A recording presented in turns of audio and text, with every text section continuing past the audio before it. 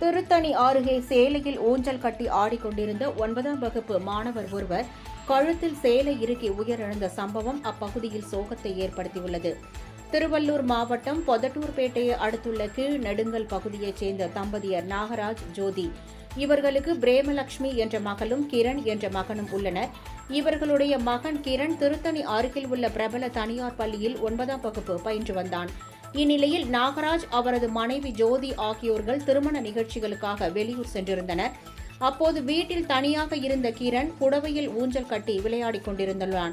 அப்போது திடீரென்று கழுத்தில் புடவை சுற்றி இறுக்கியதால் அவனுக்கு மூச்சு திணறல் ஏற்பட்டுள்ளது. இதனை கண்ட அவரது சகோதரி பிரேமலட்சுமி அருகில் உள்ளவர்களின் உதவியுடன் கிரணை மீட்டு பொதட்டூர்பேட்டை அரசு மருத்துவமனைக்கு அழைத்துச் சென்றனர். அங்கு பரிசோதித்த மருத்துவர்கள் கிரண் ஏற்கனவே இறந்துவிட்டதாக தெரிவித்துள்ளனர். சம்பவ இடத்திற்கு வந்த பொதட்டூர்பேட்டை போலீசார் கிரணின் சடலத்தை மீட்டு உடற்கூறு ஆய்விற்காக திருத்தணி அரசு மருத்துவமனைக்கு அனுப்பி வைத்தனர். மேலும் இது குறித்து வழக்கு பதிவு செய்து விசாரணை மேற்கொண்டு வருகின்றனர். இச்சம்பவம் அப்பகுதியில் பரபரப்பை ஏற்படுத்தியுள்ளது.